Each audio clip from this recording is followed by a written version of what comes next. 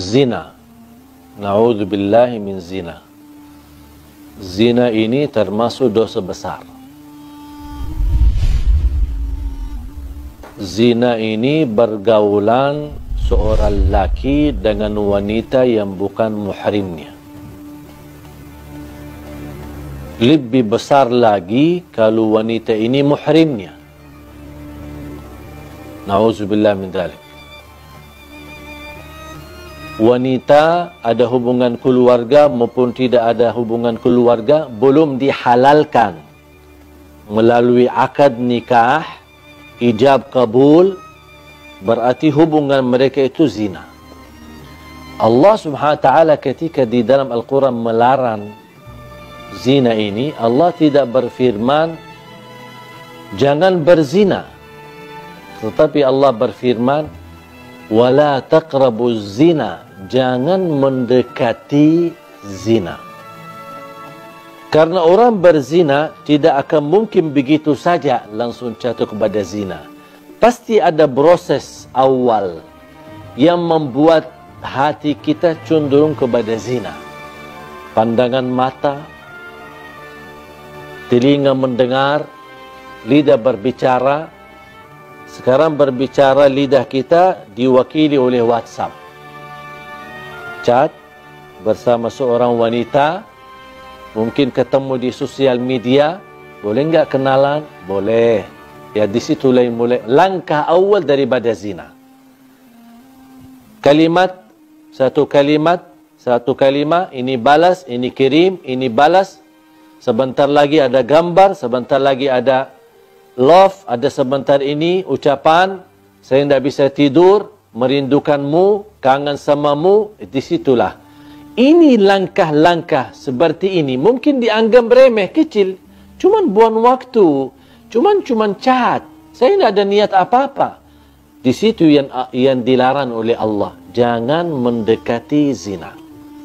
Nadratun fabtisamatun famaw'idun faliqa'un fazina.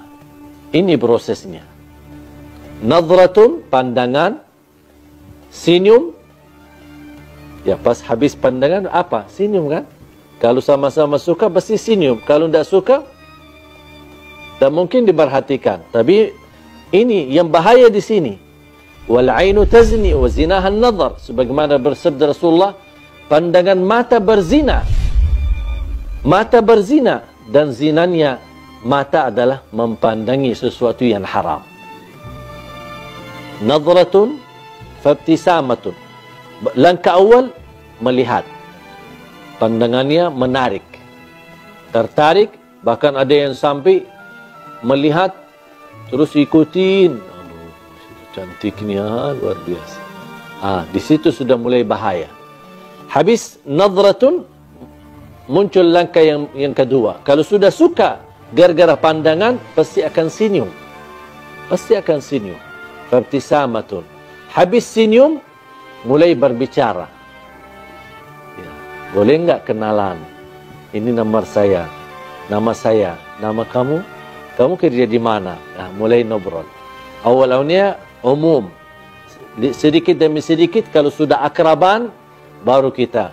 Awalnya katanya ta'aruf. Ta'aruf. Ini sekarang istilah yang beredar di kalangan akhwat atau kalangan wanita yang salihah, katanya ta'aruf. Ya sama, ta'aruf dan pacaran sama. Habis sudah setelah senyum dan berbicara panjang lebar, mulai ada janji. Boleh enggak kita makan di luar? Mulai ada janji. Ayo kita jalan-jalan ke pantai malam minggu, kita ke mall, kemana, ada janji. Habis janji, faliqa, pertemuan. Kalau sudah bertemuan, pasti akan na'udzubillah. Kalau bukan dilindungi oleh Allah, sudah lemah hawa nafsu, lemah iman, syahwatnya sudah tinggi, dan proses langkah-langkah yang begitu banyak, ujung-ujungnya habis bertemuan, pasti diajak untuk bersama-sama malam hari atau tiduran bareng. Disitulah awal-awalnya dipermudahkan, dianggap remeh, dianggap enteng, biasa aja. tapi ujung-ujungnya jatuh kepada zina. Ketika sudah terlanjur berzina, baru mereka dua-duanya sadar. Dan mereka tidak mau tanggung jawab dan saling meninggalkan. Apalagi kalau terjadi kehamilan. Langsung mereka melarikan diri dan tidak ada yang mau tanggung jawab. Hei wanita, jagalah kehormatanmu. Karena kemuliaanmu di sisi Allah tergantung menjaga kehormatan. Wahai laki-laki, bertakwalah kepada Allah Subhanahu wa taala.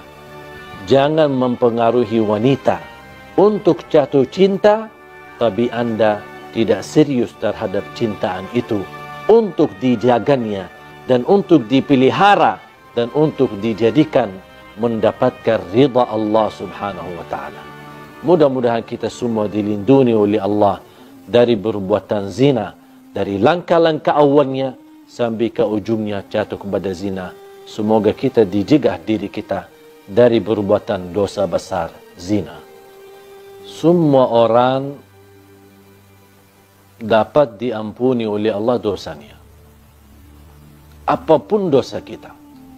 Dosa zina, dosa riba, dosa sihir, sering bolak-balik ke tukang dukun, semua apapun perilaku kita dengan syarat taubat. Kalau taubat pasti diampuni Allah Subhanahu wa taala. Tapi ada satu orang yang tidak akan diampuni oleh Allah Subhanahu wa taala. Bahkan tidak akan diselamatkan dari perilaku itu. Sangat bahaya. Siapa? Yang terang-terangan menceritakan berzinahan atau kebanggaan terhadap kemaksiatannya kepada Allah Subhanahu wa taala. Sekarang na'udzubillah, semestinya kalau kita sebagai manusia jatuh dalam perbuatan maksiat, apapun maksiat itu, seharusnya kita berusaha menyembunyikan, rahasiakan. Pertama, karena malu sama Allah. Yang kedua, juga malu sama manusia. Kalau tahu orang kita adalah perbuatan dosa-dosa terus setiap malam atau setiap hari. Tetapi ada orang yang melanggar dan dia membuka hijab sifat malu. Dan tidak ada rasa malu sama sekali. Tidak ada rasa malu sama Allah dan tidak ada rasa malu sama manusia. Dan dia terang-terangan menunjukkan kebanggaannya terhadap perilaku dosa dan maksiatnya. Apalagi kalau perilaku itu tergantung dengan orang lain. Misal dia laki-laki, dia sudah berhasil mempengaruhi seorang wanita sambil berzina.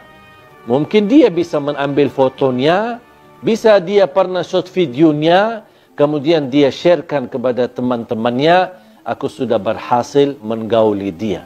Aku berhasil berhubungan dengan dia dengan cara yang haram. Dia merasa bangga. Aku sudah berhasil dapat menjatuhkan 10 wanita. Ada yang merasa bangga. Saya bisa lebih banyak daripada kamu. Dan ini sebenarnya, hal ini bukan lucu. Tapi justru mendatangkan kemurkaan Allah untuk Anda.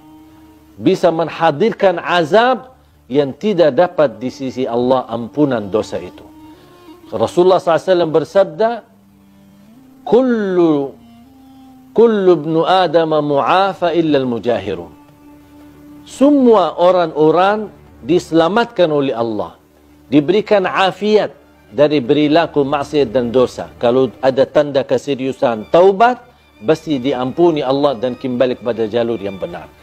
Kecuali kata Rasulullah, illa al-mujahirun. Orang-orang yang suka membuka aib dosanya. Menceritakan kepada orang lain. Bahkan dia shot kepada sosial media terhadap perilaku maksiat dan dosa sehari-harinya.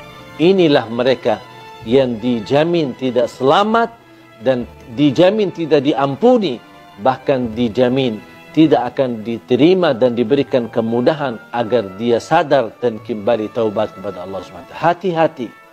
Apalagi kalau beredarkan beritanya, menyebarkan berita, tergantung menyakiti orang lain.